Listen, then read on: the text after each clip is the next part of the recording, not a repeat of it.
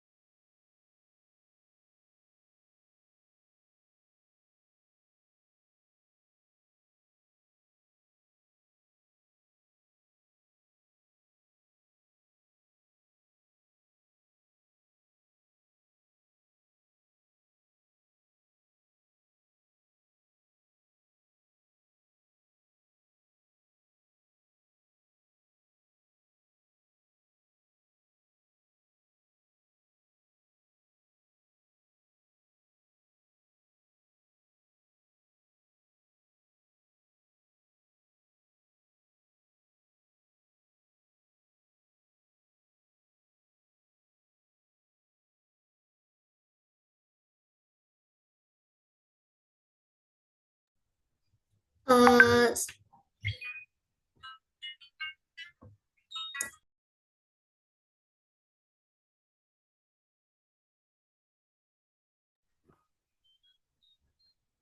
Baik teman-teman semua para peserta, saya izin membuka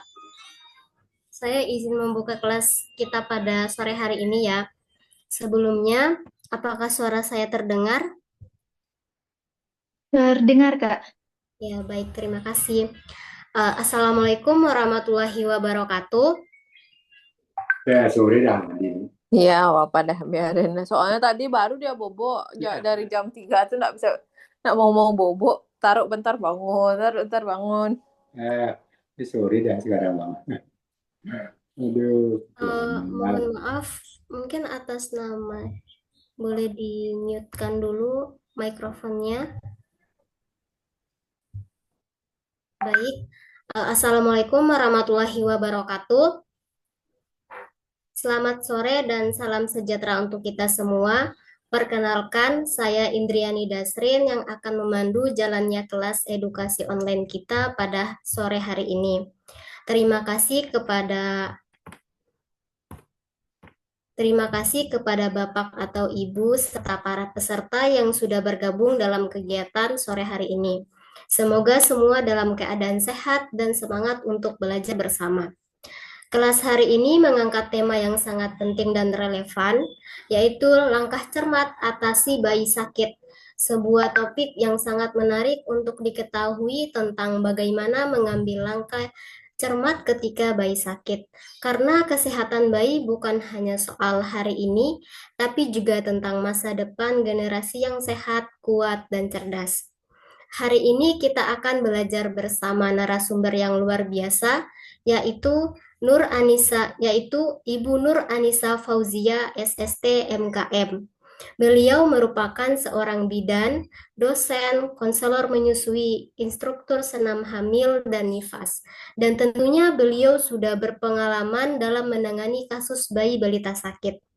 Terima kasih sudah bersedia hadir dan berbagi ilmu pada sore hari ini, Ibu Nur Anissa Fauzia. Adapun alur kelas kita pada hari ini adalah sebagai berikut, yaitu pemaparan materi oleh narasumber selama kurang lebih 30-40 menit, sesi tanya jawab di mana peserta bisa menyampaikan pertanyaan melalui kolom chat atau langsung bertanya jika waktunya memungkinkan, dan yang terakhir, yang ketiga, yaitu penutup.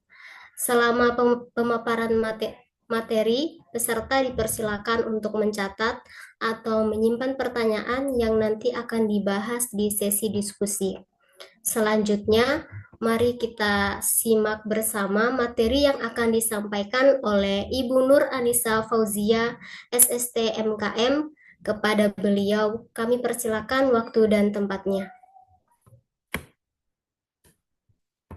Baik, terima kasih Kak Indri. Untuk suaranya bisa terdengar dengan baik.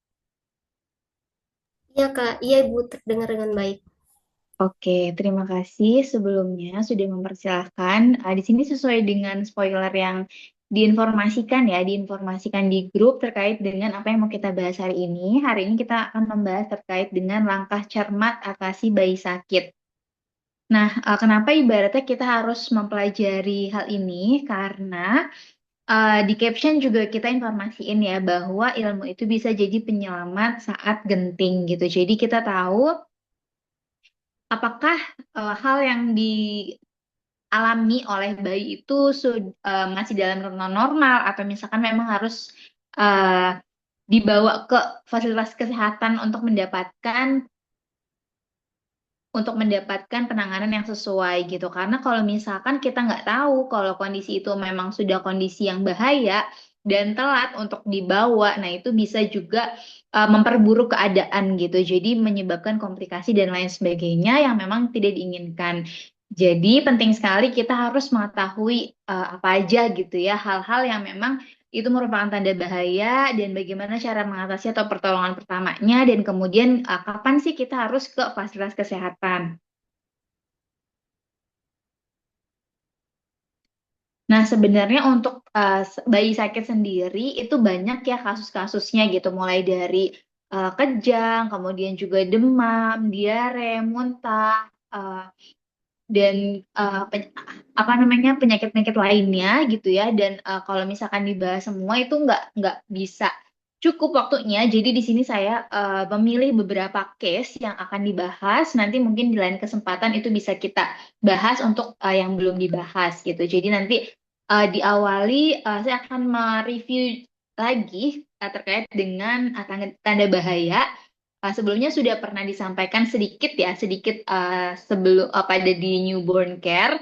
Nah, di sini saya ingatkan lagi apa aja tanda bahaya dari bayi itu sendiri gitu. Jadi uh, tanda bahaya ini harus diwaspadai dan agar kita tahu gitu ya apa nih yang harus dilakuin pada saat ada tanda bahaya tersebut.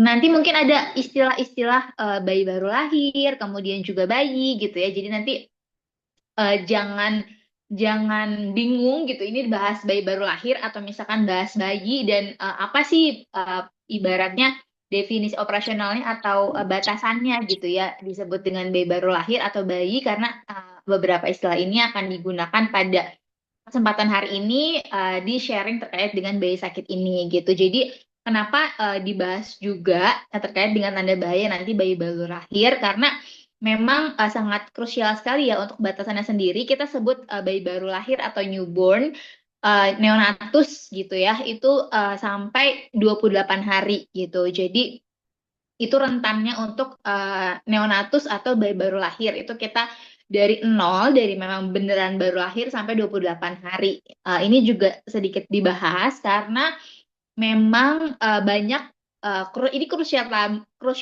time sekali karena sebelumnya juga pernah dibahas di newborn care kenapa itu menjadi crucial time dan juga masa kritis lah ibaratnya kayak karena bayi itu di awal kelahirannya dia kan harus adaptasi banyak hal ya jadi di saat ini tuh dia masih adaptasi terus ketika ada hal yang entah terpapar infeksi dan lain sebagainya kemudian dia juga imunitasnya belum sempurna, itu kan bisa membuat keadaan itu menjadi penyakit itu atau hal-hal tersebut menjadi lebih parah gitu. Jadi ini diingatkan karena kematian bayi juga banyaknya di rentan ini gitu.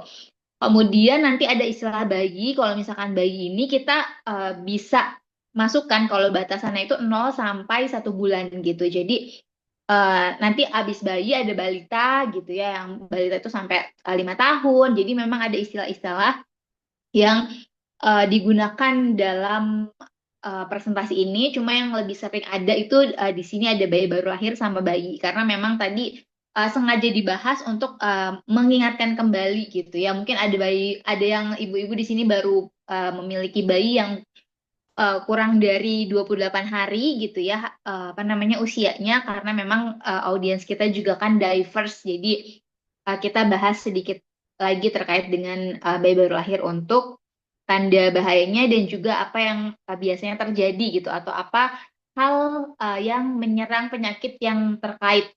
Nah, ini untuk bayi baru lahir tadi sudah kita sedikit bahas bahwa disebut juga masa neonatal itu sampai 28 hari pertama. Ini periode kritis dalam kehidupan dan kita harus tahu tanda bahayanya. Karena kalau misalkan kita tidak mengetahui tanda bahayanya, itu uh, tindakan yang dilakukan akan terlambat sehingga menyebabkan komplikasi sampai kematian seperti itu. Jadi di sini kalau pengertian dari tanda bahaya sendiri, itu keadaan atau masalah yang terjadi pada bayi baru lahir yang tadi 0 sampai 28 hari, yang jika tidak diatasi dengan segera dapat mengakibatkan kematian gitu. Sehingga penting kita mengetahui tanda-tandanya, tanda bahayanya itu apa aja untuk mencegah komplikasi serius. Karena kalau misalkan kita sudah mengetahui, oh ternyata ini tanda bahaya gitu, kita langsung langsung tertangani dengan tepat, nah itu mencegah adanya komplikasi dan jadi untuk efeknya lagi jadi tidak terjadi kematian gitu. Karena memang di sini di rentan 0 sampai 28 hari ini untuk meninggal bayi itu terbanyak dibandingkan di periode lainnya. Nah, kenapa tadi harus tahu tadi ya untuk mendeteksi dini sehingga tidak pertolongannya terlambat dan tidak adanya komplikasi gitu. Kalau misalkan udah komplikasi, penanganannya tidak segera, telat, itu udah memperburuk keadaan gitu. Kayak misalkan contoh dehidrasi yang misalkan ibunya nggak kenal gitu ya, kayak oh ternyata anaknya udah dehidrasi gitu karena diare dianggapnya oh normal bayi kayak gini gitu ya, maksudnya nya seperti ini gitu, terus lebih dari berapa kalinya nggak tahu gitu. Nah itu nggak tahu tiba-tiba udah dehidrasi, udah itu sulit kan, kalau udah dehidrasi di infus juga sulit gitu. Nah itu tiba-tiba nanti meninggal gitu kan, nggak lama itu kan, jadi penanganannya terlambat. Nah ini kita harus tahu, jadi apa aja nih gitu ya, kita harus tahu apa aja tanda bahayanya dan bagaimana cara mengatasinya. Nah, ini sedikit diingatkan yang sebelumnya sudah dijelaskan di materi newborn care. Ini untuk tanda bahaya.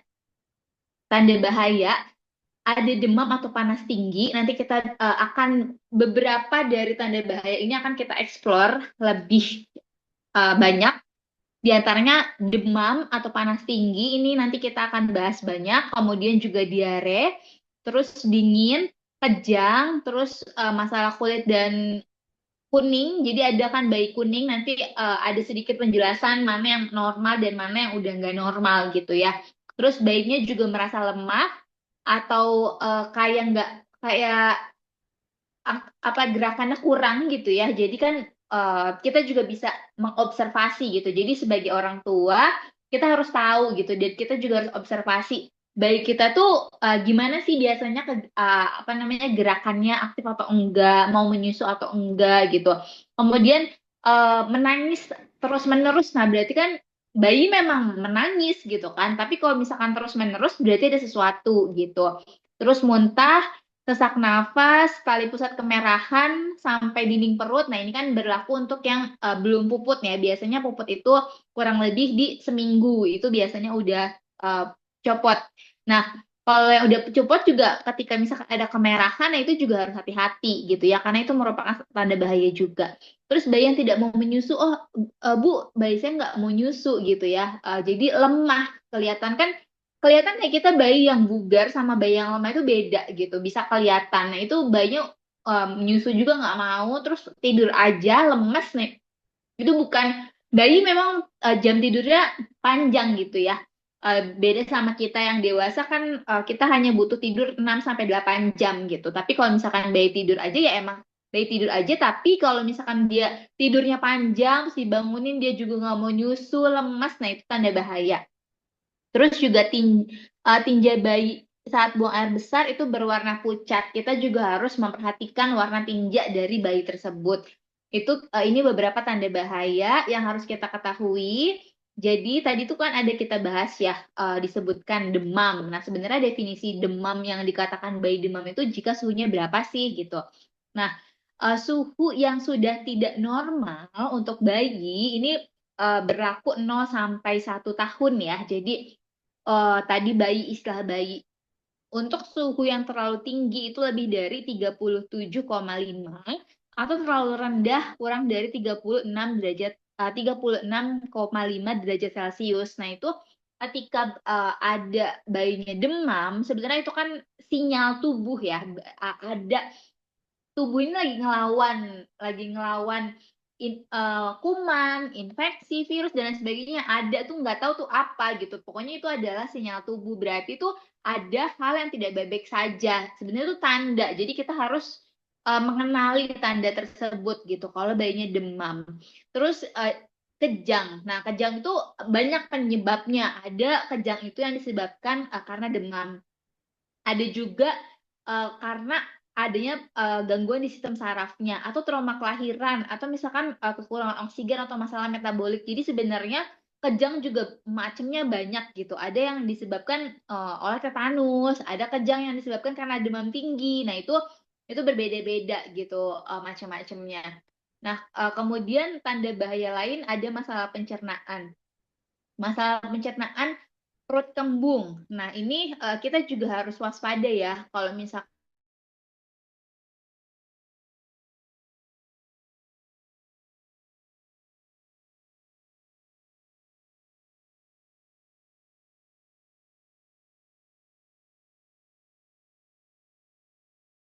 nah, itu tuh harus hati-hati, kita juga harus observasi gitu. Takutnya ada masalah di bagian pencernaannya. Kemudian juga muntah berlebih, takutnya ada infeksi atau misalkan hal-hal lain yang di saluran pencernaan ada masalah gitu. Terus misalkan sampai kok ini udah lebih dari sehari belum misalkan lahir jam 12 siang gitu ya, siang kemarin.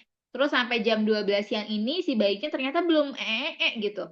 Nah, itu juga kita harus waspada gitu.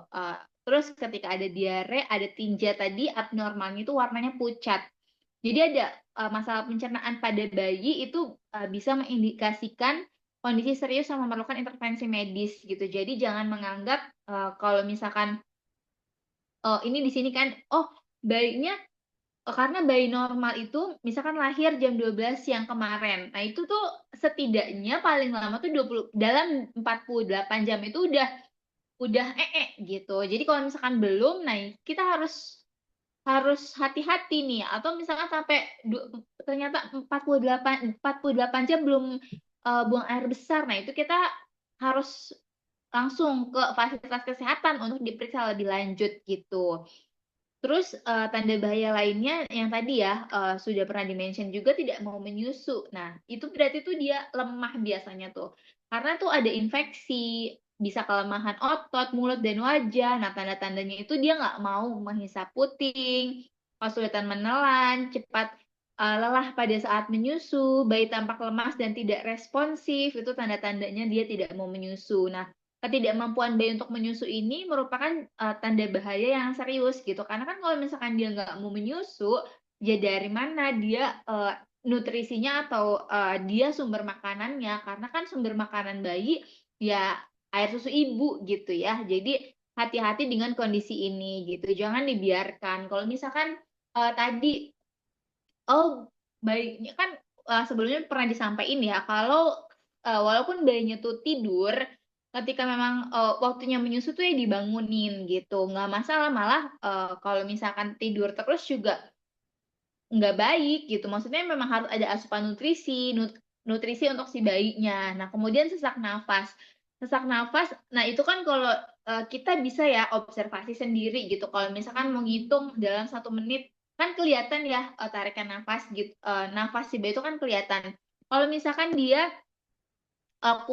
normalnya itu 30 sampai 60 kali per menit gitu.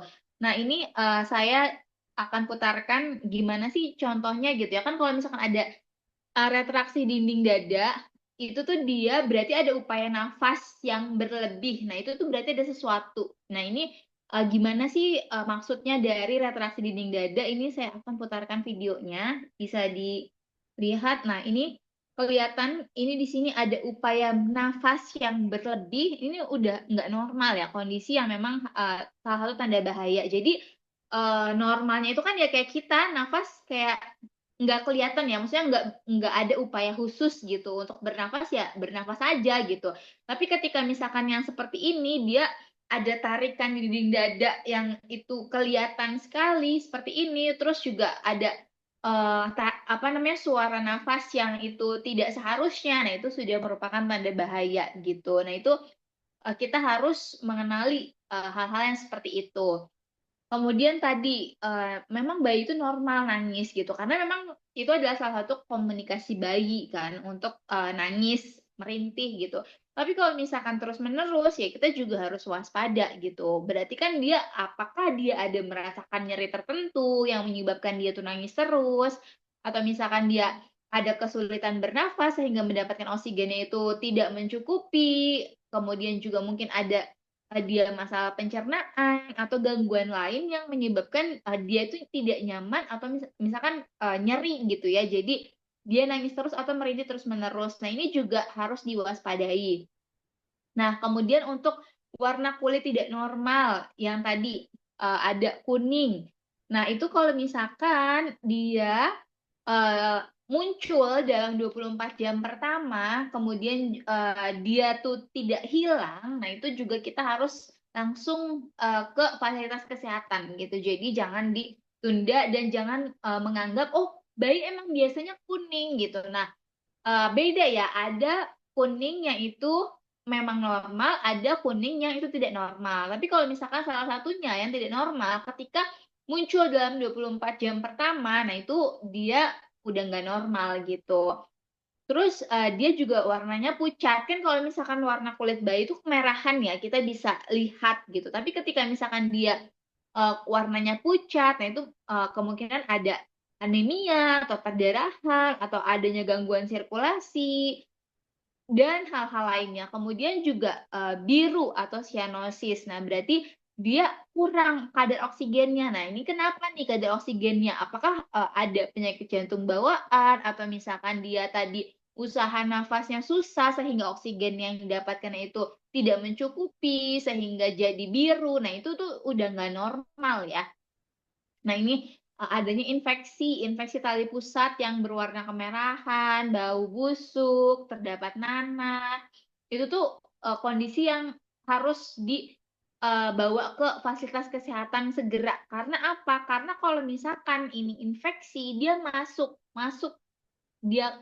itu nanti bakal bisa menyebar ke seluruh tubuhnya tuh si infeksinya itu gitu. Dan itu nanti bisa sampai mengancam jiwa si bayi gitu. Kemudian, nah ini yang akan kita bahas banyak gitu ya. Nanti saya akan sesuaikan juga dengan waktunya karena memang waktu kita kurang lebih sampai jam 5. Nanti kalau misalkan apa yang belum dibahas bisa nanti kita coba bahas di lain kesempatan, atau kalau misalkan ada yang mau ditanyakan, misalkan nggak cukup waktunya di Zoom ini, bisa nanti kita lanjutin di grup ya. Setiap hari Rabu kan ada tanya jawab juga. Nah, ini kita akan bahas spesifik terkait dengan demam. Demam yang tadi ya, ini yang akan dibahas apa aja, itu pertolongan pertama dulu. Pertolongan pertama ketika demam di rumah itu harus ngapain, ibu-ibu. Kemudian juga setelah pertolongan pertama ada pencegahannya, gimana sih biar ibaratnya kan tadi ya demam itu adalah berarti ada sesuatu nih di tubuh bayinya gitu, sehingga tubuhnya itu bereaksi dengan salah satunya demam. Nah, berarti kan itu gimana nih biar ibaratnya si bayi itu terhindar dari infeksi atau misalkan hal kuman, bakteri, virus lain itu harus gimana. Nah, itu nanti akan dibahas juga pencegahannya untuk bayi itu nggak mudah sakit gitu. Kemudian penanganan yang tepat dan kondisi yang seperti apa sih yang kita harus ke fasilitas kesehatan atau ke tenaga kesehatan seperti itu. Nah, tadi ini kita sudah sempat bahas kenapa ibaratnya saya awali dengan membahas yang detail ini di demam karena memang ini adalah hal yang lebih sering terjadi pada bayi gitu. Jadi ini yang kita bahas lebih banyak gitu. Kemudian ini tadi kita sudah sempat sounding juga bahwa memang itu tuh ada sesuatu nih di tubuh bayi sehingga dia tuh mengeluarkan reaksi tubuhnya itu suhunya meninggi gitu. Jadi dia kalau tinggi itu kalau demam berarti 37,5. Tapi ini tuh jangan dikira-kira gitu ya. Di rumah itu baiknya memiliki termometer. Termometer digital aja seperti gambar yang ini. Dan ini murah. Ini harganya tuh kurang dari 20.000. Ada yang 12.000. Kalau nggak salah ada juga yang 8.000 atau 10.000 kayak gitu ya. Jadi kayak jajan sekali juga bisa kebeli gitu. Jadi ini bukan barang yang mahal. Jadi saya anjurkan sangat mungkin ada ibu-ibu yang udah punya bayi silahkan beli termometernya banyak ya. Saya bukan endorse atau apa tapi ada di toko kuning juga ada di toko hijau pokoknya tuh di e-commerce itu ada gitu. Jadi silahkan beli dan itu harganya terjangkau karena yang kita sebut itu udah demam atau enggak tuh bukan cuma dari rabaan tangan gitu. Misalkan oh iya panas nih bayinya gitu. Itu bukan hanya itu, tapi kita memang harus data objektif gitu. Harus ya kita tahu dia suhunya berapa gitu, bukan perkiraan. Oh ya sepertinya ini panas tinggi ya enggak gitu ya, tapi memang perkiraan perkiraan bukan perkiraan tapi kepastian suhunya si bayi ini berapa gitu. Jadi silahkan ibu-ibu yang punya bayi yang belum beli termometer check out gitu ya karena memang ibaratnya ini tuh penting dan kita nggak tahu si bayi itu tuh akan mengalami sakit itu kapan gitu sehingga kita baiknya kan sedia payung sebelum hujan gitu jadi nanti ada upaya pencegahannya terus juga ketika terjadi kita juga punya keakuratan untuk menentukan kondisinya memang sudah masih oke atau harus dibawa ke fasilitas kesehatan seperti itu jadi silahkan ya disediakan termometernya dan mungkin ada ibu-ibu hamil juga yang masih hamil yang ikut di Zoom ini silahkan di check out ya untuk ini di apotek juga ada ya setahu saya tuh banyak apotek yang menjual ini tapi kalau misalkan kita mau dapetin harga yang miring yang untuk gampang ngeceknya di e-commerce itu kan kita tahu ya langsung harganya berapa gitu. Jadi nggak repot-repot juga keluar rumah. Nah ini saya saranin ibu-ibu yang hamil, yang apalagi udah trimester 3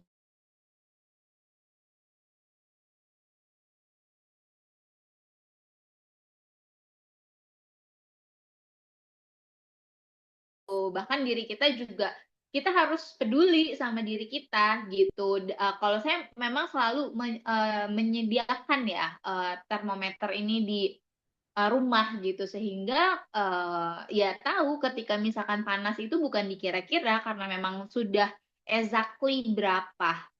Nah, ini diingatkan lagi, tadi kan ada demam, kemudian juga ada yang tadi bayi warnanya biru itu kan hipotermi gitu-gitu. Nah, ini rentan untuk suhunya gitu. Jadi kalau misalkan di atas 37,5, nah itu sudah dikatakan dia demam seperti itu.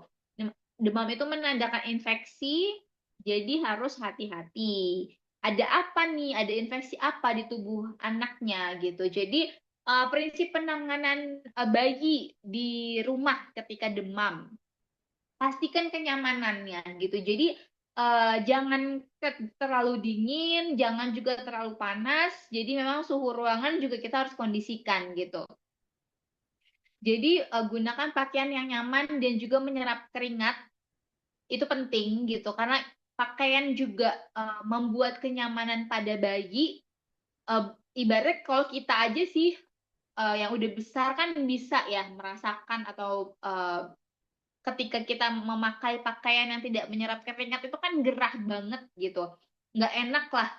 Nah terus juga apalagi maksudnya walaupun bayi ini nggak bisa ngomong tapi jangan ibaratnya ya udahlah bukannya harus mahal atau bagus gitu, enggak ya, tapi lebih ke ya yang sesuai gitu, yang dia memang enak nyaman dipakai gitu. Kemudian prinsipnya itu memang kita harus memberikan ASI yang cukup gitu, karena memang asupan cairan itu sangat penting, apalagi ASI itu adalah sumber nutrisi satu-satunya, karena memang ASI saja untuk di bawah 6 bulan yang kita sebut dengan ASI eksklusif gitu.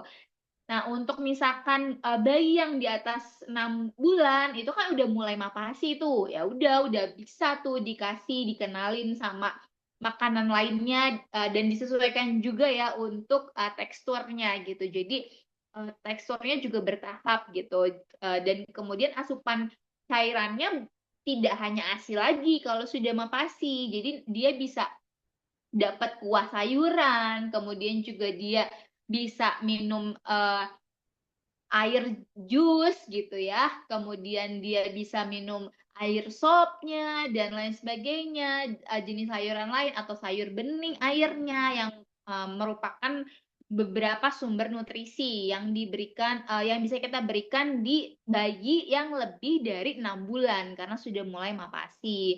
Kemudian uh, kalau misalkan mau sedia paracetamol itu boleh gitu, tapi alangkah lebih baik itu kalau misalkan kita belum paham dosisnya dan lain sebagainya, ya berkonsultasi juga dengan tenaga kesehatan pada saat memberikan obat, karena tidak boleh ketika memberikan obat itu tanpa resep. Jadi kan ibaratnya ketika kita periksa itu kan biasanya bayinya ditimbang dulu, terus dicek secara keseluruhan. Nah, itu tuh menentukan dosis obatnya juga gitu. Jadi tidak memberikan obat itu jika itu tidak direkomendasikan oleh dokter gitu. Jadi ketika kita memberikan sesuatu itu baiknya memang kita udah konsul dulu gitu ke tenaga kesehatan terkait gitu. Jadi tadi kan ya kita udah bahas tuh di sini. Prinsipnya, yang pertama pastikan kenyamanan, mulai dari suhu ruangannya, kemudian juga dari pakaiannya. Nah, ini juga penting ya, jauhkan bayi dari asap rokok. Nah, kita ibaratnya kita harus menjaga nih lingkungan kita, karena kalau misalkan banyak paparan asap rokok, nah itu bisa sakit paru-parunya mungkin tuh si bayi gitu karena terlalu banyak paparan asap rokok, yang kita tahu kalau perokok pasif itu juga lebih lebih parah akan dampaknya dibandingkan perokok aktif gitu. Jadi dan misalkan nih ada suami ibu-ibu yang merokok, ya itu kan susah ya gitu untuk diberhentiinnya gitu, tapi ya kita harus bisa menjaga lingkungannya gitu, kita komunikasikan dengan pasangan gitu. Seharusnya kalau misalkan merokok tidak di dalam rumah, kemudian ketika misalkan habis merokok itu jangan langsung nyium bayi dan lain sebagainya. Kalau misalkan memegang bayi itu kalau habis merokok ganti baju dan baiknya nunggu 2 jam dulu, karena kalau misalkan sebelum 2 jam itu tuh masih ada paparan asapnya dan zat-zat yang di dalam rokoknya gitu, dan itu bisa membahayakan kesehatan bayi. Karena kenapa? Karena bayi itu masih rentan sangat, kan ibaratnya imun sistemnya juga dia belum baik ya gitu, belum sempurna. Jadi jangan dia terpapar oleh hal-hal yang membuat dia sakit. Salah satunya adalah asap rokok. Kemudian asap sampah, kalau misalkan sampahnya dibakar, itu tuh jauhkan dari hal-hal seperti itu. Polusi udara, jangan manasin mobil atau motor di dalam kondisi rumah yang tertutup gitu. Itu kan nggak baik, jadi asapnya malah kemana-mana gitu dan keserap sama kita gitu. Dan tidak hanya bayi tapi juga kita gitu, tapi kalau bayi lebih parah lagi efeknya karena tadi dia belum memiliki sistem perlindungan di dalam tubuhnya dengan sempurna seperti yang kita miliki. Kemudian pastikan juga lingkungannya bersih dari debu dan juga kotoran gitu, karena bisa aja nanti dia alergi, atau misalkan ketika kotor nanti ada infeksi dan lain sebagainya yang membuat itu bayinya sakit. Nah, kemudian ini upaya pencegahan lainnya. Jadi tadi ya, memang ASI itu adalah sumber makanan terbaik bagi bayi gitu. Jadi di bawah 6 bulan baiknya diberikan ASI saja tanpa minuman dan tambahan makanan apapun. Eh, Air putih juga baiknya tidak diberikan. Jadi benar-benar diberikan ASI saja, menyusui, karena itu akan membuat perlindungan, menurunkan resiko penyakit kalau misalkan kita kasih ASI, karena banyak tuh imunnya akan terbentuk dari nutrisi yang sempurna ini gitu, dan bukan hanya menurunkan resiko penyakit tapi juga dari ASI ini bisa memperkuat hubungan ibu dan anak. Kemudian nutrisinya lengkap, zat gizinya semua yang dibutuhin bayi itu ada gitu, dan pernah disampaikan juga ya kalau misalkan si ASI ini kan magic ya, dimana memang komposisinya itu menyesuaikan dengan kebutuhan bayi. Jadi setiap ibu tuh bisa beda tuh kandungan ASINya gitu, dan ibu yang sama pun kalau misalkan hari ini dan besok itu juga bisa beda uh, komposisinya, karena memang se-magic itu ASI gitu. Jadi untuk kita kan tadi ya, jangan sampai sakit. Jadi upaya pencegahannya itu salah satunya itu memberikan ASI eksklusif seperti itu. Terus apalagi sih upaya pencegahannya biar bayi itu nggak cepat sakit gitu. Apalagi ini masih membahas terkait dengan manfaat ASI dulu. Nah ini ya tadi 6 bulan harus ASI saja. Terus setelah 6 bulan gimana Bu Bidan? ASINya tetap dilanjutin tapi boleh untuk dikasih makanan dan minuman tambahan sesuai dengan usianya dengan diperhatikan teksturnya tadi. Nah, upaya pencegahan lainnya itu dengan imunisasi. Imunisasi itu bisa mencegah banyak penyakit gitu ya. Kayak misalkan nih, hepatitis B pada saat bayi baru lahir itu untuk mencegah penyakit kuning.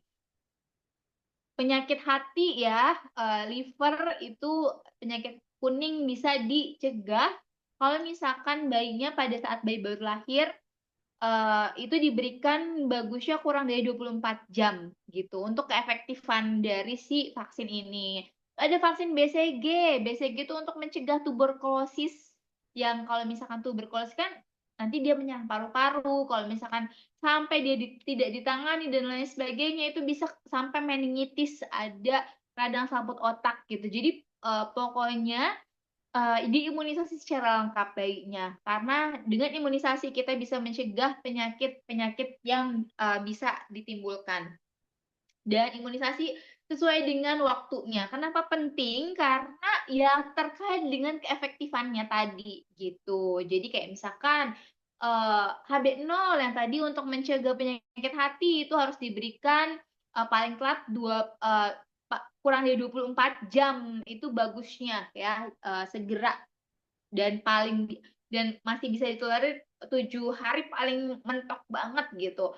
Karena semakin tidak sesuai dengan jadwal itu efektifannya beda. Kemudian BCG itu bisa 0 sampai 1 bulan. Itu semakin sesuai dengan jadwal. Misalkan tadi kan pencegahan tuh ya, beberapa pencegahan yang kita upayakan. Nah, kalau misalkan udah terjadi, gimana nih harus mengatasinya kalau bayinya demam? Kalau di bawah 6 bulan, tetap diberikan ASI saja. Silakan menyusui sesering mungkin untuk hidrasi bayinya gitu. Karena kalau misalkan demam, itu akan kehilangan panas lebih cepat gitu. Jadi kebutuhan akan cairan itu sangat dibutuhkan. Nah, kalau misalkan kurang dari 6 bulan, ya udah ASI aja, banyakin disering-sering menyusui. Kemudian kalau udah lebih dari 6 bulan, nah ini udah tadi ya ada variasi lainnya, jus buah yang encer pastinya, bukan ibaratnya jus buah yang banyak serat-seratnya gitu, enggak ya, karena tadi kita disesuaikan dengan usianya, dan awal-awal itu kan bener-bener smooth banget, bener-bener kalau mau ngasih makanan juga yang halus sangat, karena dia juga adaptasi. Terus bisa juga apa namanya kuah sayur yang tadi untuk memenuhi hidrasinya. Terus istirahat gitu. Jadi kita buat lingkungan itu yang nyaman untuk si bayinya bisa istirahat dengan baik gitu. Jadi jangan yang berisik gitu ya di semua di tempat keramaian. Misalkan bayinya lagi demam terus kita bawa ke mall. Nah, itu kan jadi bayinya nggak bisa istirahat gitu. Dimana di mall itu crowded banget, berisik. Nah, itu jadi kan lingkungannya tidak mendukung si bayi itu untuk istirahat gitu. Jadi bagaimana cara kita mendorong dia untuk bisa beristirahat? Ya upayakan lingkungannya yang mendukung seperti sunyi, kemudian juga diredupkan pencahayaannya, terus juga pakaiannya nyaman, terus lingkungannya juga jangan terlalu gerah dan juga jangan terlalu dingin. Terus kan kita biasanya kalau demam itu jangan dimandiin gitu kan ya, biasanya. Nah, sebenarnya boleh loh. Bayi itu boleh kalau mau dimandiin atau misalkan dilap gitu. Tapi pakai air hangat. Jadi jangan air dingin atau misalkan air biasa yang di kamar mandi itu kan kalau untuk bayi kan dingin ya. Kalau misalkan mungkin untuk kita ya biasa aja gitu. Tapi ukuran bayi air biasa pun dingin. Jadi ketika memandikan bayi itu baiknya pakai air hangat, hangat-hangat kuku dan apalagi kalau bayi lagi demam gitu. Jadi bukan berarti tidak boleh mandi, boleh, tapi cukup dilap dengan air hangat itu nggak apa-apa. Terus ini gunakan pakaian tipis dan juga jaga sirkulasi gitu. Jadi jangan kalau misalkan memang panas banget kita boleh pakai AC, kita boleh pakai kipas angin, tapi jangan kipas anginnya langsung ke bayinya gitu, jangan ya gitu. Itu kan nggak baik. Jadi sekedar untuk menjaga sirkulasi udara itu baik. Jadi membuat si lingkungan itu nggak panas banget gitu. Jadi bisa disesuaikan. Kemudian kalau udah lebih dari 6 bulan kan lebih banyak variasi ini ya cairannya dan air jahe itu bisa untuk dikasih juga. Dan ini catatannya tadi udah di atas 6 bulan. Kalau belum emak nggak usah, ASI saja kalau belum. Nah, ini kompres dengan air hangat. Ingat ya, bukan kompres sama air dingin, tapi kompres dengan air hangat. Dan cara kompresnya juga penting. Itu biasanya kan kompres di sini. Itu salah. Kompres itu di lipatan ketiak, di selangkangan, di lipatan paha.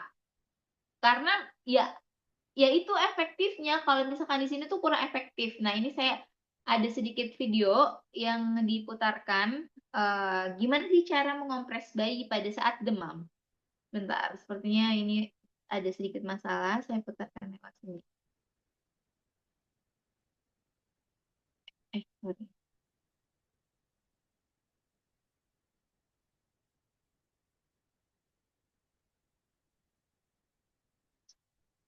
Bisa kelihatan nggak ya untuk videonya yang cara kompres? Oh, sepertinya belum ya. Sebentar. Saya pakai ini dulu. Karena ini penting sekali ya untuk cara mengompres karena biasanya banyak yang salah bagaimana cara mengompres bayi yang benar.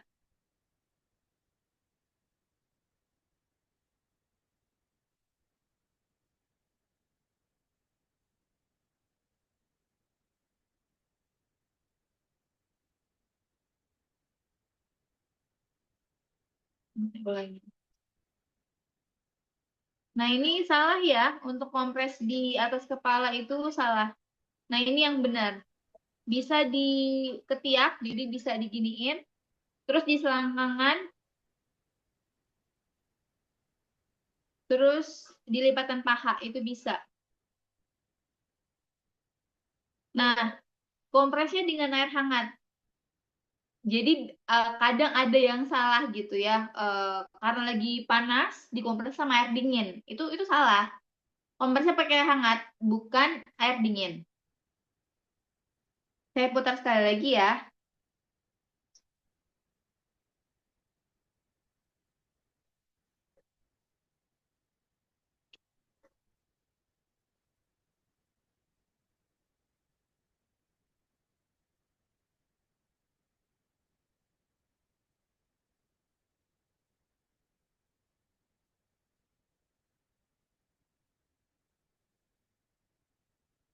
Nah itu bisa cukup dimengerti. Silakan direspon di kolom chat untuk cara mengompres karena ini penting sekali.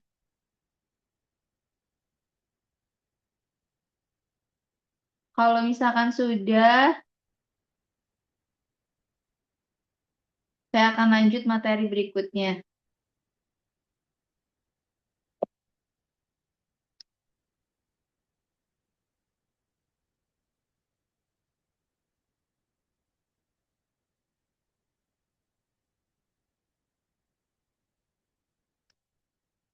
Sorry harus berpindah-pindah share screen-nya karena tadi terkendala entah kenapa saya tidak bisa memasukkan videonya langsung pakai hyperlink di sini. Nah, ini bisa membantu untuk menurunkan panas, tapi lagi-lagi kalau misalkan kita nggak tahu dosisnya gitu ya, karena memang kan harus disesuaikan juga dengan berat badannya dan kondisi bayinya seperti apa gitu. Jadi baiknya ya silakan konsultasikan kepada tenaga kesehatan untuk memberikan obat-obatan penurun demamnya.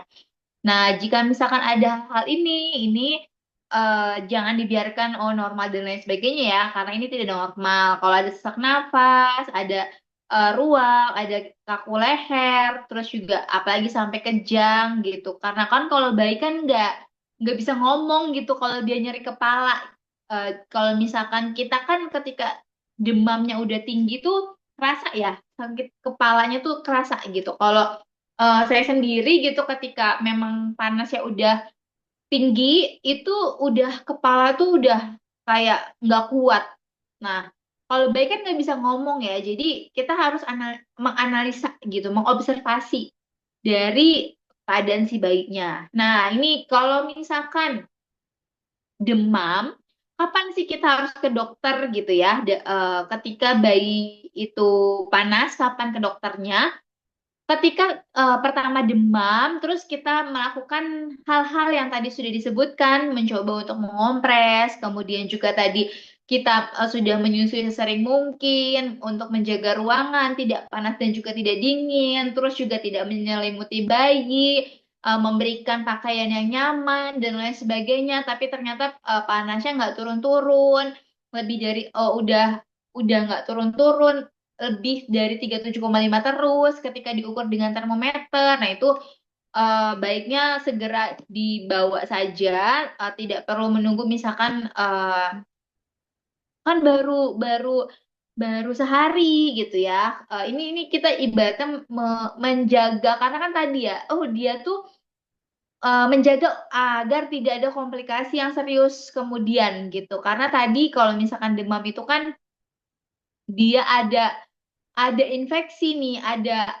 alarm dari tubuhnya gitu. Kalau misalkan orang dewasa, ibaratnya kayak demam, misalkan, oh ya demamnya udah berapa hari gitu, 2 hari atau 3 hari baru kan misalkan ke pasienkes. Tapi kan kalau bayi itu rentan ya. Jadi ketika udah mengupayakan hal-hal tadi, tapi ternyata kok nggak turun-turun, ya udah langsung aja gitu. Apalagi bayinya ditambah kok kan harus disusui dengan sering mungkin, tapi bayinya malah nggak mau nyusu gitu. Nah, jangan sampai ibaratnya nunda-nunda, karena kan ya asupan didapatkan dari mana selain dari menyusui gitu. Apalagi untuk bayi yang kurang dari 6 bulan. Terus kalau dia nggak mau menyusu, ya nanti dia dehidrasi dengan demamnya itu gitu. Karena banyak apa namanya lepas panas dari tubuhnya itu.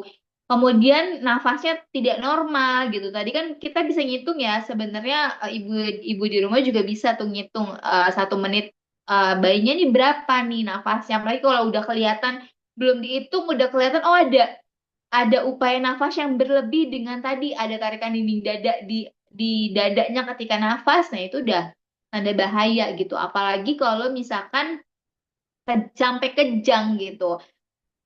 Dan perlu diketahui rentan batas kejangnya si bayi itu beda-beda gitu. Mungkin bayi A dia 38 udah kejang, bayi B 39 kejang, bayi C 40 kejang gitu. Ya jangan sampai ibaratnya oh masih 38 gitu ya. Kayaknya nggak sampai kejang deh. Nah, itu belum tentu karena setiap bayi itu punya ambang kejangnya yang berbeda-beda di setiap bayi. Nah, ini kesimpulan untuk yang bagian kejang gitu. Jadi kita harus membuat bayi itu nyaman yang tadi dengan pakaiannya tidak terlalu tebal, tidak diselimutin, kemudian juga dia suhunya diatur, jangan terlalu panas, jangan terlalu dingin, terus juga tadi kita upayakan ada hal-hal yang kita lakukan di rumah untuk penurunan kejang, untuk penurunan demamnya, sorry, penurunan demamnya dengan mengompres, memberikan cairan yang lebih dibandingkan sebelumnya dan lain sebagainya, upaya-upaya tadi yang kita sudah bahas. Nah, terus langsunglah ke tenaga kesehatan jika ada tanda-tanda yang mengkhawatirkan, kayak tadi demam yang tidak turun-turun dan tanda-tanda lainnya tidak mau menyusut. Nah, ini pencegahannya tadi kita sudah bahas juga terkait dengan harus diimunisasi sesuai jadwal. ASI adalah kunci untuk menjaga kesehatan anak. Karena ini bukan kata saya, tapi kata penelitian, kata evidence base untuk resiko bayi sakitnya lebih tinggi dibandingkan bayi yang tidak disusui atau bayi yang tidak diberikan ASI. ASI eksklusif, ASI yang saja selama 6 bulan itu memiliki resiko sakit lebih tinggi dibandingkan bayi yang diberikan ASI karena memang sistem kekebalan tubuhnya tuh beda. Karena kan tadi ASI mengandung banyak mikroorganisme baik yang membuat dia protection atau melindungi bayi itu dari penyakit.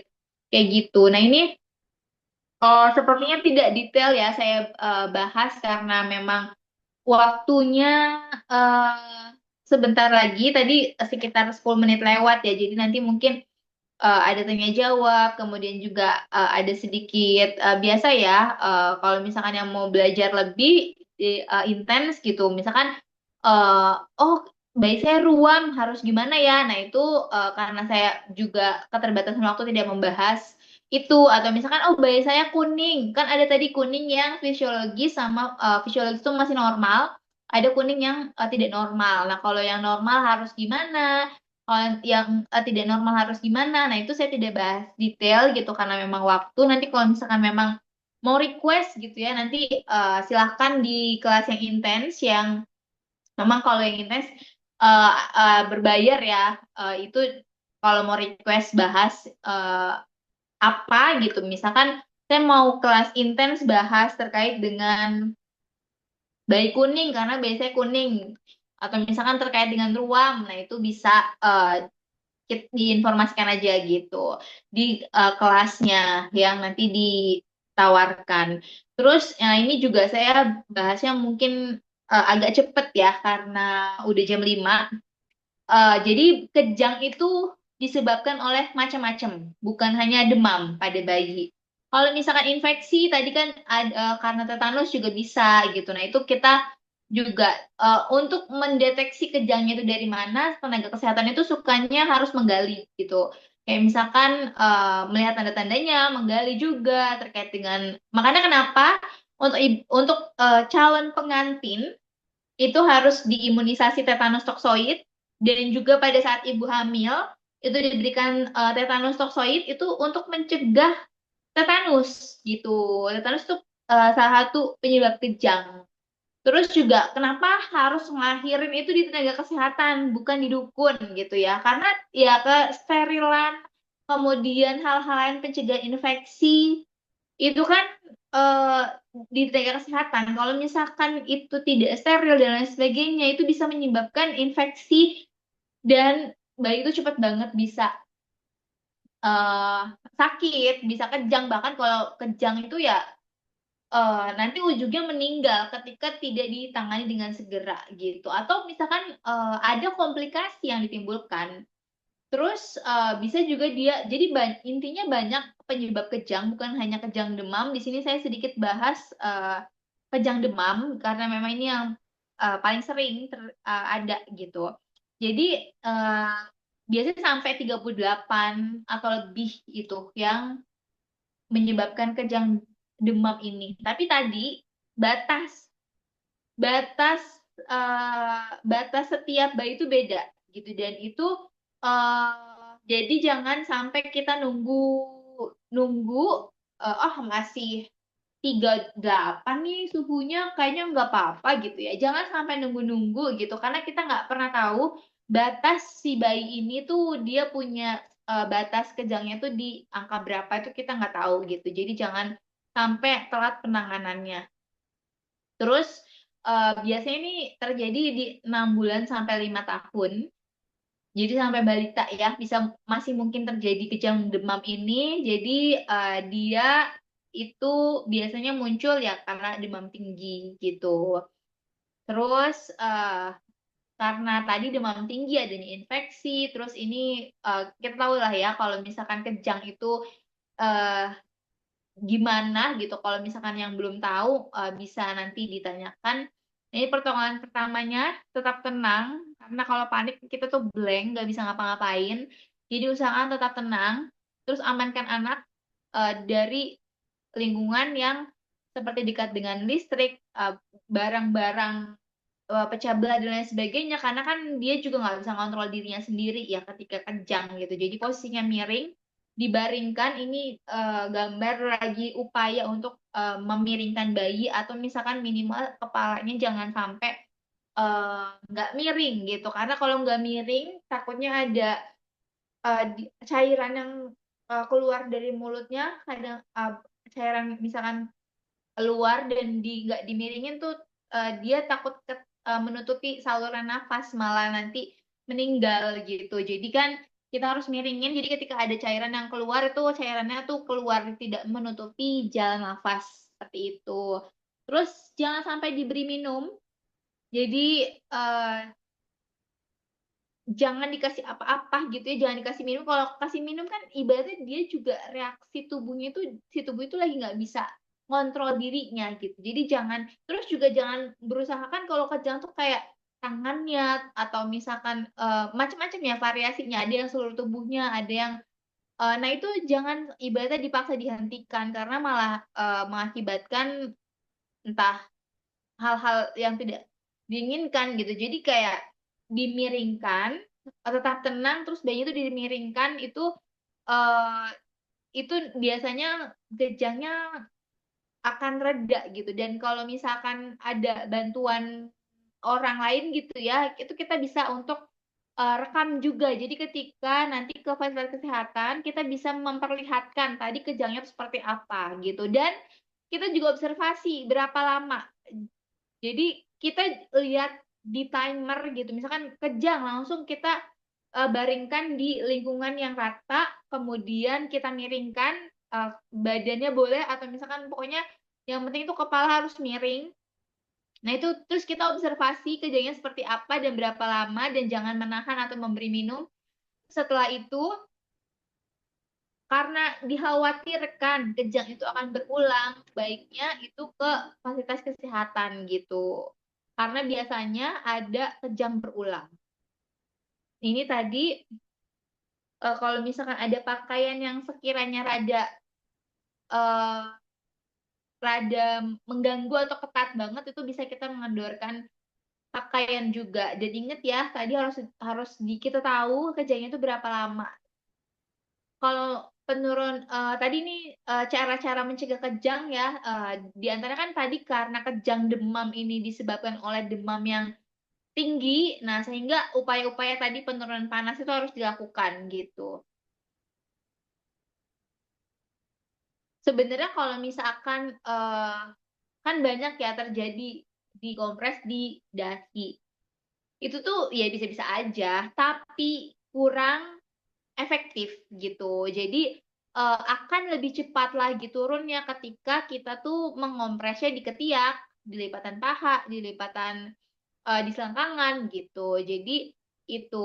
Terus gimana sih kalau misalkan kita tuh perlu khawatir terkait dengan kejang demam ini gitu. Kalau misalkan kan biasanya itu 6 bulan sampai 5 tahun. Nah, ternyata ada anak yang di atas 5 tahun masih kejang juga gitu ya. Nah, itu harus diwaspadai. Berarti dikhawatirkan itu ada hal entah bukan karena kejang demam gitu, tapi kayak misalkan epilepsi dan lain sebagainya gitu. Terus juga pas abis kejang nggak langsung sadar gitu.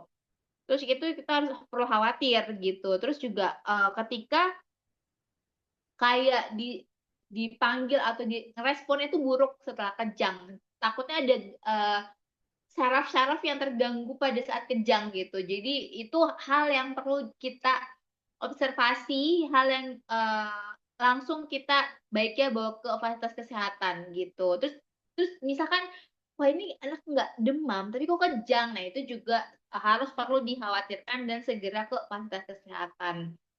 Terus ini ada terkait dengan diare, ini ciri-cirinya lebih dari 3 kali, fasenya lebih cair. Kalau tinja pucat itu dia dikhawatirkan adanya gangguan saluran empedu gitu. Jadi kenapa ibaratnya kita juga harus mengobservasi tinja dari si bayi warnanya apa gitu. Terus ini harus perlu diperhatiin juga. Mohon maaf ya, yang lainnya mungkin nggak terlalu detail. Jadi tadi udah disebutin juga sih beberapa tanda bahaya ketika demam tidak turun-turun, diare, muntah terus, tinja berwarna pucat, ada darah di tinja, itu juga bukan suatu keadaan normal. Kemudian mata atau kulitnya kuning, luka atau benjolan bernanah, apalagi kalau di palai pusat gitu ya, palai pusat kemerahan, apalagi sampai bernanah, terus menangis nggak berhenti-berhenti, merintih bayinya, kemudian sangat lemas, menyusu juga nggak mau. Nah, itu semua adalah tanda bahaya dan harus segera kita deteksi. Makanya kenapa penting banget harus tahu sehingga penanganannya tidak telat dan kita tahu apa yang harus kita lakuin gitu. Jadi ini menjadi orang tua bukan tentang kesempurnaan, tapi tentang cinta tanpa syarat dan belajar setiap hari. Jadi nanti abis misalkan lagi hamil, belajar terkait kehamilan, menyusui, abis itu udah lahiran, belajar terkait dengan bayi, belajar terkait dengan ini, pokoknya yang namanya belajar itu tidak ada hentinya. Setiap siklus kehidupan itu juga adalah fase-fase yang baru yang perlu kita tahu harus gimana ketika ini terjadi dan lain sebagainya. Karena ilmu itu bisa mendikris dari rasa khawatir kita dan kita bisa bertindak sesuai dengan yang seharusnya dan mencegah adanya komplikasi sampai kematian pada bayi kita. Seperti itu. Terima kasih, itu saja mungkin yang saya sampaikan. Mohon maaf atas segala kekurangan yang ada. Saya kembalikan ke moderator, kepada Kak Indri, dipersilakan. Baik, Ibu, terima kasih atas pemaparan materinya yang sangat menarik dan bermanfaat. Kini kita masuk ke sesi tanya jawab. Silakan bagi peserta yang ingin bertanya, bisa langsung menuliskan pertanyaan di kolom chat atau menggunakan fitur raise hand jika ingin bertanya langsung.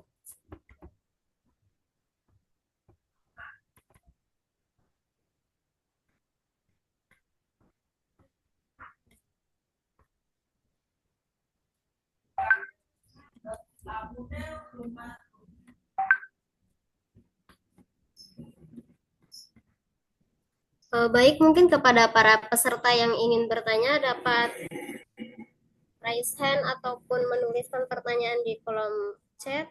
Sesi tanya jawab sudah dimulai.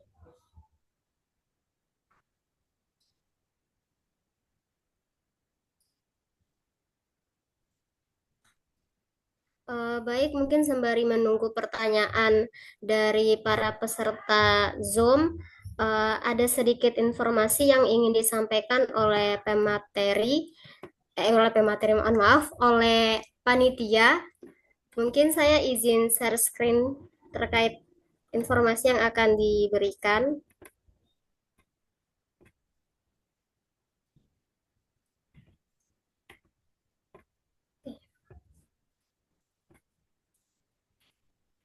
Mohon maaf, apakah screen saya sudah terlihat? Mungkin kepada panitia saya persilahkan untuk memberi. Oke. Suara saya terdengar jelas kah, Kak Sylvia? Iya, terdengar jelas, Mbak. Oke, baik. Terima kasih atas waktunya. Saya mohon waktu sebentar ya, 1 menit. Mau share teman-teman, ibu-ibu semua, bahwa di minggu ketiga dan keempat bulan Juni ini kita ada kelas private ya, Bisa dilihat di sini, minggu ketiga kita fokus mengenai pulih pasca lahiran atau masa nifas ya. Yang akan kita bahas di sana ada 2 kelas. Kita akan bahas dari mental health, jadi kita juga concern di kesehatan mental ya. Kita akan bahas tentang apa itu baby blues, lelah, dan juga apa itu postpartum ya. Lalu yang kedua, kita ada kelas newborn care. Nah, jadi paket mental health dan juga untuk newborn care di minggu ketiga ini. Nah, ibu-ibu yang memang tertarik atau butuh untuk bimbingan lebih intens, silakan boleh hubungi saya atau bidan saya. Lalu di minggu keempat, selanjutnya Kak Sylvia,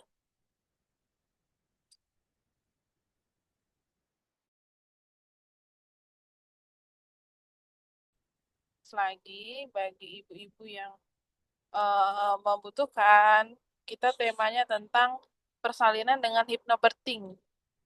Nah, ini ya, tujuannya pastinya mempersiapkan ibu-ibu secara fisik dan juga secara mental untuk menghadapi persalinan, khususnya dengan hypnobirthing. Jadi ada 2 kelas di hari Senin dan Rabu. Jadi kita seminggu itu ada 2 kelas ya, setiap Senin dan Rabu. Yang hari pertama, hari Senin hypnobirthing dan manfaatnya apa. Lalu yang hari Rabunya kita ada prakteknya ya. Kita langsung latihan afirmasi, nafas, dan visualisasi.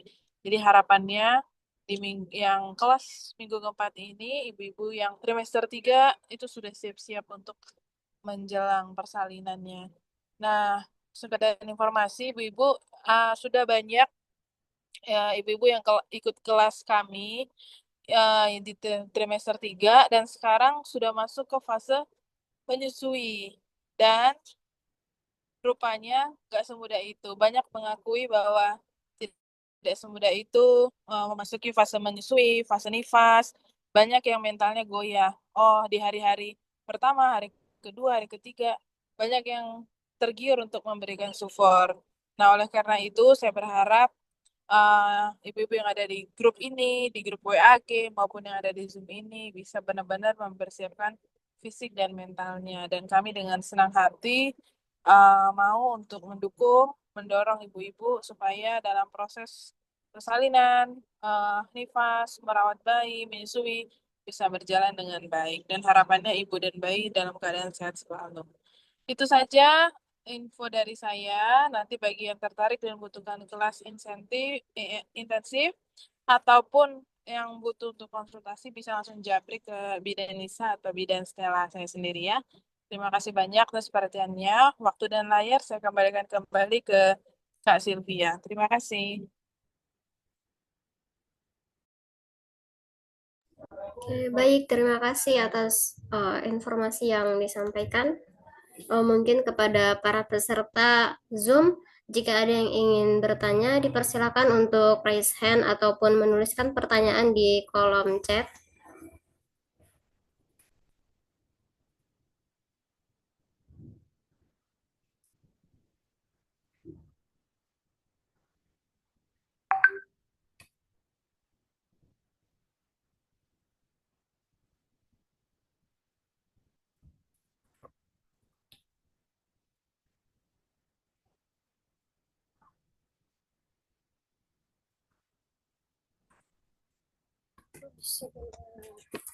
Aduh, dalam keadaan mati lampu.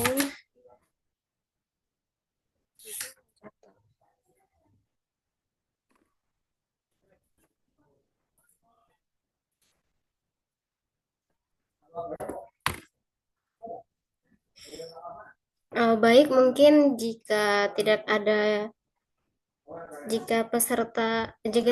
yang bertanya, saya izin Ini menyimpulkan. sorry, Ya? ada satu nih Ada pertanyaan di Oh. kolom chat. chat. Ya, baik. Oh ya, ini saya izin bacakan pertanyaannya. Dari Ibu Rista mau tanya, bayi saya usia 2 bulan dan seringkali muntah. Sehari bisa sampai 1 sampai 2 kali, namun tidak ada demam dan kenaikan berat badan. Itu kenapa ya, Bu Bit? Mungkin kepada Ibu Nur Anissa Fauziah bisa langsung menjawab. Oke, terima kasih Kak. Izin menjawab ya terkait dengan pertanyaannya. Jadi usianya 2 bulan dan sering muntah. Nah, ini mungkin kalau misalkan bisa open mic itu bisa langsung ditanggapi ya, atau misalkan di chat, karena ini harus dikaji lebih dalam. Apakah memang ibaratnya muntahnya itu setelah diberikan karena 2 bulan, nah ini apakah dia ASI saja, atau misalkan dia dikasih formula, atau misalkan seperti apa untuk pemenuhan nutrisinya. Itu bisa dijawab di kolom chat. Sambil saya menjawab ya. Jadi kan kalau misalkan idealnya itu bagusnya diberikan ASI saja, menyusuinya saja gitu. Dan apakah ini muntahnya itu uh, misalkan setelah diberikan susu, oh full ASI, bagus bagus bagus. Nah, setiap habis menyusui, ya iya iya sip sip. Nah, ini informasi yang dibutuhin. Terima kasih Bu Rista untuk tanggapannya. Nah, ketika muntah itu, apakah yang dimuntahin itu ASI, atau misalkan ada sampai kayak ada kuning, atau seperti apa gitu untuk apa namanya, rupa dari yang dimuntahinnya itu. Sambil saya jawab, saya jawab lainnya, bisa nanti di chat ya untuk responnya itu seperti apa gitu, dan itu kenapa terjadi dan bagaimana cara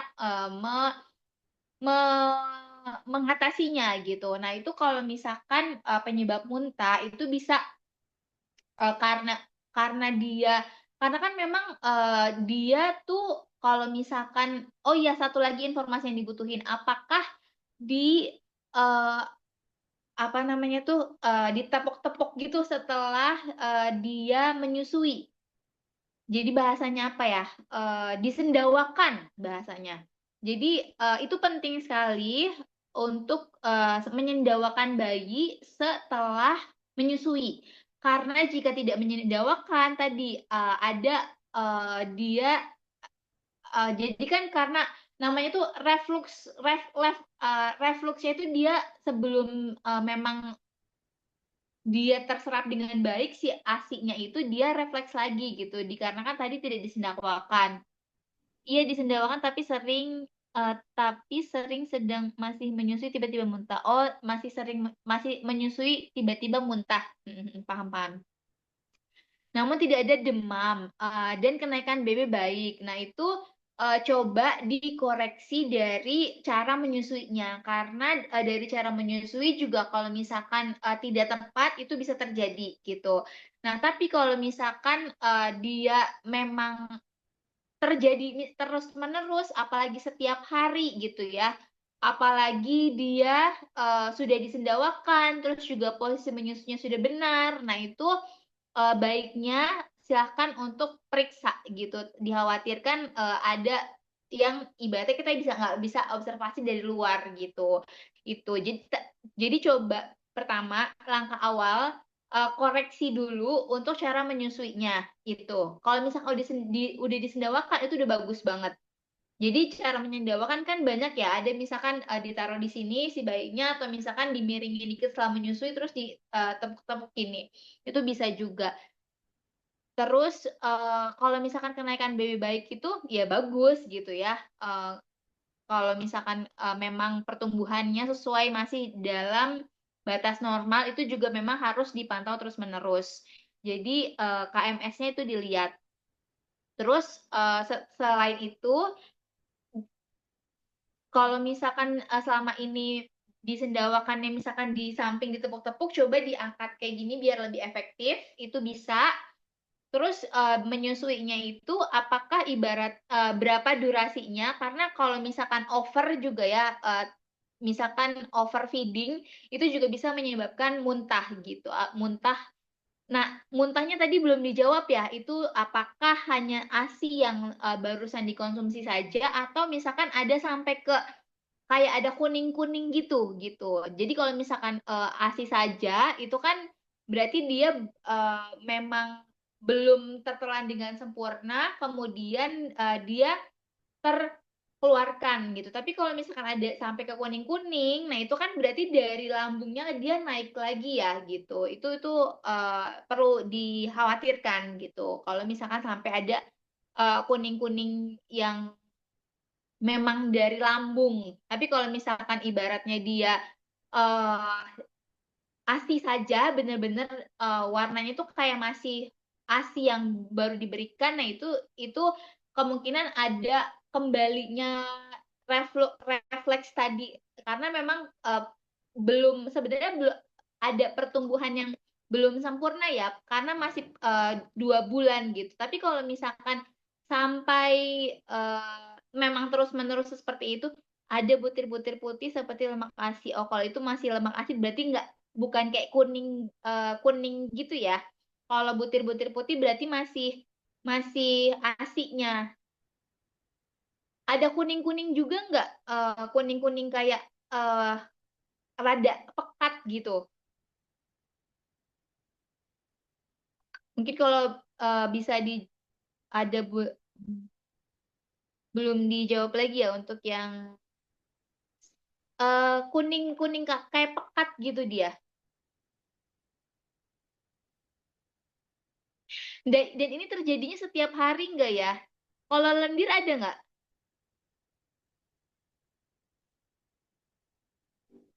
Apakah terjadi setiap hari pada saat dia menyusui? Iya, lendir ada dan hampir setiap hari. Oh, hampir setiap hari. Iya, ya, baiknya diperiksakan ya, Bu Rista ya, karena ini kan hampir setiap hari terjadinya. Dan kalau misalkan memang posisi menyusuinya belum yakin, nah itu coba dikoreksi dulu. Terus kalau misalkan udah yakin, oh posisi saya menyusui sudah benar nih gitu ya. Terus juga saya selalu disendawakan, tapi hal itu masih terus-terusan terjadi. Nah itu baiknya diperiksa. Dikhawatirkan ada hal-hal yang itu kita tidak bisa lihat secara kasat mata, tapi ada sesuatu yang terjadi. Ke dokter spesialis anak lebih bagus lagi ya, langsung dikonsulinnya. Ada lagi Bu Rista yang mau ditanyakan sebelum saya kembalikan ke Oda? Oke, sama-sama. Semoga sehat-sehat selalu ya. Saya kembalikan lagi ke Mbak Kak Indri. Baik, terima kasih, Bu. Mungkin dari peserta ada lagi yang ingin bertanya, satu pertanyaan saja mungkin dari peserta.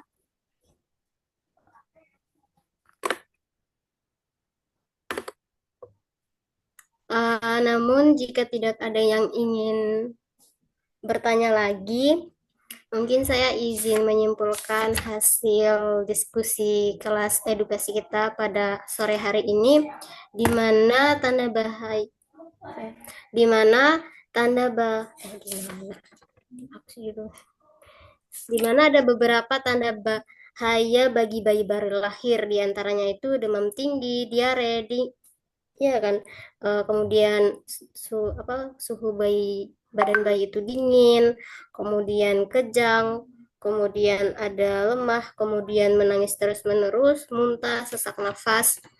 Tanda bahaya bayi baru lahir itu sendiri dimulai dari 0 sampai 28 hari ya, Bu ya.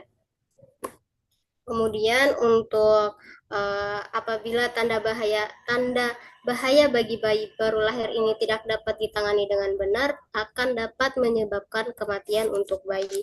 Kemudian untuk pencegahan yang dapat dilakukan itu seperti memberikan full ASI apabila usia bayi di bawah 6 bulan, dan kemudian untuk bayi yang berusia di atas 6 bulan apabila mengalami demam ataupun demam tinggi itu dapat diberikan selain ASI dapat diberikan air jahe ataupun kaldu ayam. Kemudian upaya pencegahan sakitnya juga itu dapat dilakukan dengan imunisasi. Mungkin dari saya kesimpulan untuk materi hari ini itu saja. Sebentar, mohon maaf. Mungkin kesimpulan untuk materi hari ini itu saja yang dapat saya sampaikan. Terima kasih banyak kepada Ibu Nur Anissa Fauzia atas ilmunya yang sangat bermanfaat, dan terima kasih banyak kepada peserta yang telah aktif berpartisipasi. Semoga ilmu yang dipelajari hari ini dapat diterapkan dengan tepat sebagai bekal dalam menangani bayi yang sakit secara cermat sehingga tumbuh kembangnya tetap optimal, kemudian menuju generasi yang sehat, kuat, cerdas, dan cerdas sejak dini. Mungkin itu saja akhir kata. Mohon maaf apabila moderator selama memandu jalannya kelas edukasi hari ini memiliki banyak kesalahan baik dalam perkataan ataupun sikap, baik perkataan maupun sikap. Akhir kata, wassalamualaikum warahmatullahi wabarakatuh. Waalaikumsalam warahmatullahi wabarakatuh. Terima kasih Kak Indri dan Ibu semua izin live.